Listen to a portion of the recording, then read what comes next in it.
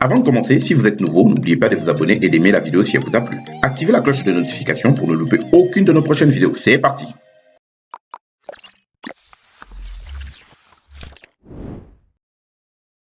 Bonjour, dans cette vidéo, nous allons voir comment construire une page web avec une barre de recherche utilisant le moteur de Google et un texte d'accueil avec le Tapping Effect. Ici, sur la barre de recherche, je vais taper ETC School. Et si j'appuie sur la touche Entrée de mon clavier ou en cliquant sur le bouton Google à droite de ma barre de recherche, cela nous dirige à notre recherche.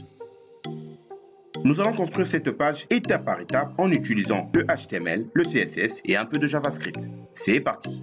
La première des choses qu'on va faire, on va lancer Visual Studio Code, notre éditeur de code. Ici sur mon bureau, j'ai un dossier qui s'appelle moteur de recherche et à l'intérieur, j'ai un autre dossier qui s'appelle média. Et à l'intérieur de ce dossier média, j'ai les éléments dont nous aurons besoin pour concevoir notre page. Ici, nous avons l'image qui nous servira d'image de background et ici l'image qui servira de logo pour cliquer sur recherche. Ensuite, on va retourner sur Visual Studio Code. Je vais aller là-dessus. Je vais faire Open Folder. Je vais aller chercher mon dossier moteur de recherche. Je vais le sélectionner et hop. Et dans un premier temps, ce que je vais faire, je vais aller créer le fichier index.html et le style.css. Ensuite, je vais charger mes structures de base. Ici, ça va être le index.html, entrée, et on va créer le deuxième, le style.css. Pour la partie Java, le fichier script, on le fera plus tard. Et ici, dans la partie HTML, je vais charger ma structure de base également pour la partie CSS. Allez, hop, voilà, là j'ai chargé ma structure de base. Ici, nous avons la syntaxe qui nous permet de connecter le fichier HTML avec le fichier CSS. Ici, je vais mettre le titre. Donc le titre, je vais l'appeler moteur de recherche. Je vais sauvegarder et je vais faire la même chose pour la partie CSS. Allez, hop, on va le charger ici. Alors, ce que je vais faire, je vais sauvegarder. Je vais aller charger le police de caractère, celui que j'aime bien, la police de caractère Poppins. Alors, pour cela, je vais aller sur mon navigateur. Ici, je vais taper Google Fonts. Ensuite, je vais sélectionner le premier lien. Et là, sur la barre de recherche de Google Fonts, je vais taper Poppins, entrée. Je vais sélectionner celui-là. Ensuite, je vais faire Select du style et je vais aller là-dessus. Je vais copier toute la partie HTML pour aller le coller dans mon code sur la partie HTML. Allez, hop, je vais mettre ici dans les en-têtes et je vais le mettre en forme. Voilà, je vais sauvegarder et je vais faire la même chose pour la partie CSS.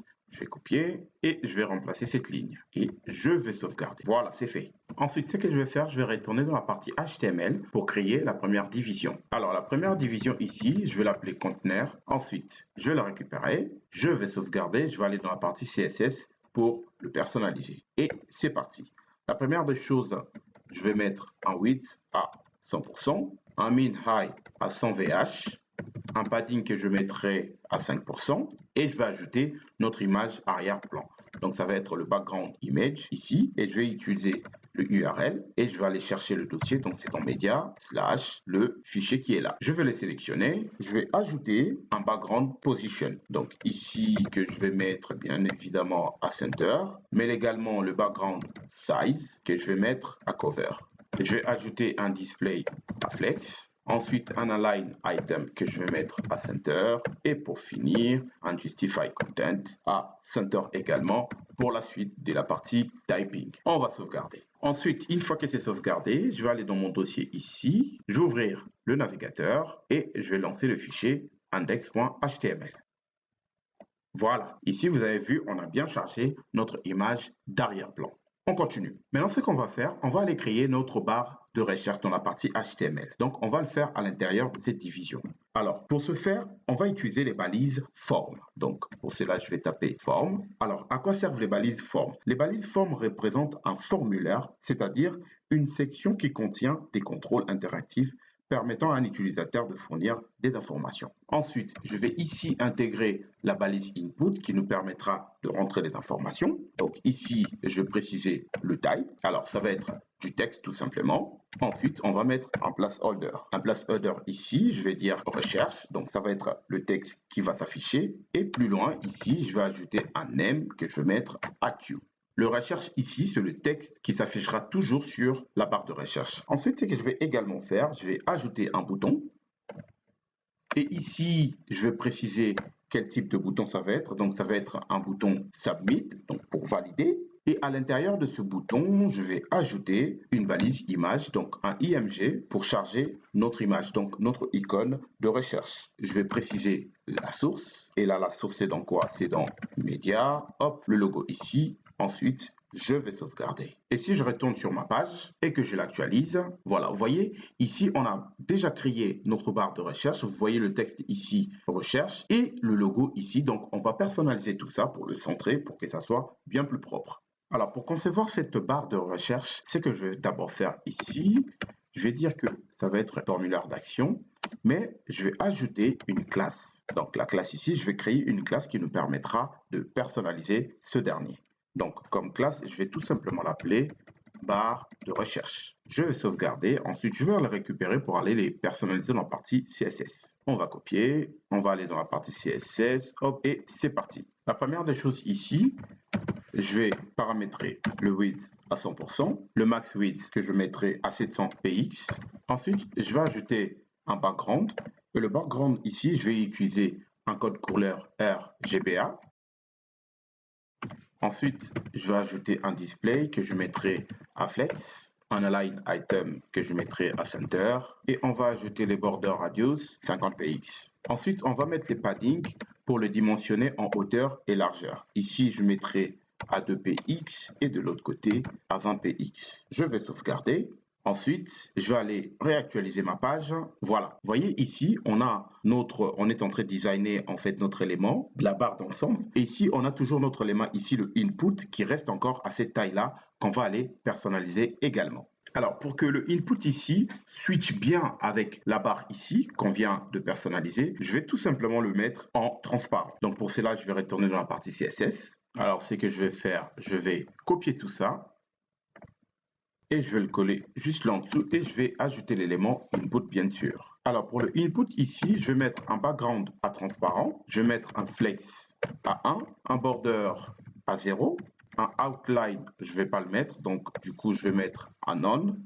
Le padding ici, je vais mettre à 24 px et de l'autre côté à 20 px. Et ensuite je vais ajouter un font size, donc la taille de la caractère de police, que je mettrai à 16 px. Et je vais également ajouter une couleur ici. Ensuite, je vais sauvegarder, je vais retourner ici, je vais actualiser la page, voilà. Et du coup, ici, vous voyez, en fait, on voit plus trop le texte qui est derrière. Ce qu'on va faire, on va aller le personnaliser pour que ça soit bien visible. Ensuite, alors pour la partie placeholder, donc on est dans le input ici, on a notre texte recherche, donc le placeholder, on va le personnaliser. Et pour cela, je vais descendre ici, je vais mettre 2 points, je vais faire placeholder. Et pour le placeholder, je vais tout simplement paramétrer la couleur que je mettrai à snow. Je vais sauvegarder, je vais retourner ici, je vais actualiser, voilà. Vous voyez, maintenant on arrive à voir notre texte ici. Maintenant, ce qu'on va faire, on va venir personnaliser la taille de ce bouton parce qu'il est trop gros. Et pour cela, on va retourner dans la partie CSS. Alors, ici, dans la partie CSS, si je descends ici, ça va être quoi? Donc, ça va être dans notre barre de recherche. Si on regarde ici, c'est quel élément? C'est dans la barre des recherches, dans l'élément bouton et le IMG. Donc, je vais revenir là. Ça va être dans le bouton et ça va être l'élément IMG qu'on va personnaliser. Donc, pour cela, ici, on va tout simplement le paramétrer en width que je mettrai à 40 px. Je vais sauvegarder, je vais retourner là, je vais réactualiser et boum. Vous voyez, maintenant, on a notre barre qui se présente très bien. Alors maintenant, qu'est-ce qu'on va faire? On va personnaliser notre bouton. Si vous voulez, ici, on a utilisé un logo, mais le logo, il est sur notre bouton qui nous permettra, quand on va cliquer dessus, sur le logo qui est sur le bouton, d'aller sur l'élément recherché dans notre barre de recherche. Donc pour cela, on va retourner dans la partie CSS. Donc dans la partie CSS ici, je vais venir chercher l'élément tout simplement bouton. Et le bouton, premièrement, je vais mettre un border à 0. Et le border radius que je mettrai à 50%. Ensuite, le width que je vais mettre à 60 px. Également pour les high que je mettrai aussi à 60 px. Un background, je vais mettre un code couleur. Et pour finir, je vais ajouter un curseur ici que je vais mettre à pointeur. Je vais sauvegarder, je vais retourner sur la page, je vais réactualiser. Voilà, vous voyez, en fait, ce qu'on a fait ici, on a créé un bouton. Le bouton qui est derrière ici, on a mis la couleur, etc. et tout, pour que ça switche bien avec notre logo. Maintenant, pour finir, ici, si on tape du blabla, on fait entrer, il n'y a rien qui se passe. Donc, il faudrait maintenant qu'on aille spécifier que quand on cherche quelque chose, en fait, quel moteur de recherche on va utiliser. Et donc, pour cela, on va retourner dans la partie HTML. Alors, ce qu'on va tout simplement faire ici dans Action, on va taper le lien de Google qui permet de faire la recherche, donc le Google Search, le https google.com/search. Et ici, plus loin, on va venir ajouter une méthode. Et la méthode ici, ça va être la méthode get, donc pour obtenir l'élément. On va sauvegarder, on va retourner là, on va actualiser. Maintenant, si je tape etc school, je fais entrer. Voilà, vous voyez ici, directement, on peut tomber sur la page YouTube. Maintenant, ce qu'il nous reste à faire, on va intégrer notre texte ici, qui défile, moteur, performant et ultra rapide. Ça va se faire avec le JavaScript et ça sera très rapide. On va retourner sur Visual Studio Code et on va aller dans la partie HTML. Et dans la partie HTML ici, ce que je vais faire, juste ici en dessous de cette division, je vais créer une division que je vais appeler tout simplement texte accueil. Donc ça va être notre texte d'accueil. Et là, ce que je vais faire, on va aller sur notre navigateur, on va directement l'utiliser. Vous trouverez les liens ci-dessous dans la description de la vidéo. On va rentrer ce lien. Ensuite, on va prendre le premier lien ici. C'est qu'on va faire, on va descendre tout en bas, on va récupérer le code ici, là, la syntaxe CDN, on va le copier et on va retourner dans la partie HTML et on va venir le coller juste ici en dessous, donc un script. Ensuite, ce qu'on va faire, juste ici à l'intérieur de cette division, on va créer, en fait, on va taper notre texte. Donc, on va utiliser les balises H2 et dans HD ici, je vais taper mon texte, donc je vais appeler, ça va être moteur et ensuite, je vais ajouter un span.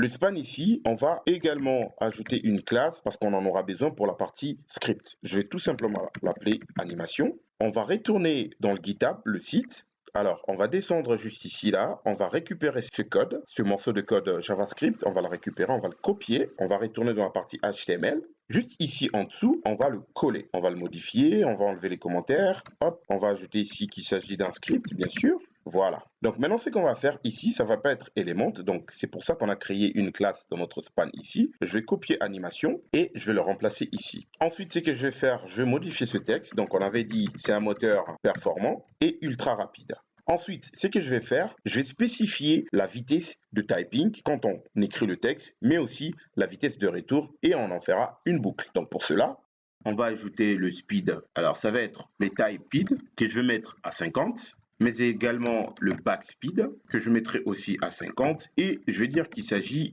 d'une loupe, donc une boucle et je le mettrai à true. Voilà, on va sauvegarder. Ensuite, ce qu'on va faire, on va aller dans la partie CSS pour personnaliser notre texte. Donc, je vais copier tout ça, je vais le coller ici dans la partie CSS, donc je vais le mettre par exemple ici en bas. Alors, la première des choses qu'on va personnaliser, ça va être l'élément H2, donc le texte moteur. Donc ici, je vais dire H2. Ensuite, dans HD, ce que je vais faire, je vais le positionner d'abord en absolute. Par rapport au top, je vais le mettre à 20%. Ensuite, le left que je mettrai à 50%. Et je vais ajouter un transform. Ici, on va faire un translate. Et dans translate, ici, je ferai mon 50%, également mon 50%. Un width que je vais mettre à 100%. Un texte align que je mettrai ici à center. Le margin et le padding, je vais mettre à 0. Je vais ajouter la couleur, donc d'abord pour le moteur. Ici, je vais le mettre tout simplement à Snow que j'aime bien utiliser. Et on va ajouter également un font size, donc la taille de la police de caractère que je mettrai à 40 px. Et pour finir, je vais ajouter un texte shadow. Ici, je vais le mettre à 0, 2 px, ensuite 5 px. Et je vais ajouter un code RGBA que je mettrai partout à 0, le alpha à 0,5. Je vais sauvegarder et pour finir, ici, je vais également personnaliser l'élément span. Alors, l'élément span, si on regarde ici, l'élément span, ça va être quoi? Ici, on a dit, ça va être notre span ici. Donc, dans span, c'est animation. C'est animation qu'on récupère ici. Donc, ça va être le texte performant et ultra rapide. Donc, je vais revenir là, je vais coller et je vais ajouter span. Donc, span, je vais tout simplement mettre une couleur. Je vais utiliser un code RGB. Ensuite, je vais ajouter un font weight, donc le niveau de gras que je mettrai à 800. Voilà, je vais sauvegarder. J'ai également déjà sauvegardé la partie HTML. Je vais aller chercher mon fichier pour le lancer. Hop, on va le récupérer là, on va le lancer. Voilà, ça marche très bien. Alors, ce qu'on va faire, je vais ajouter le blur effect ici sur notre barre de recherche. Donc, pour cela, je vais retourner dans la partie CSS. Alors, ça va être ici, dans notre barre de recherche. Je vais le rajouter là. Donc, ça va être un backdrop filter.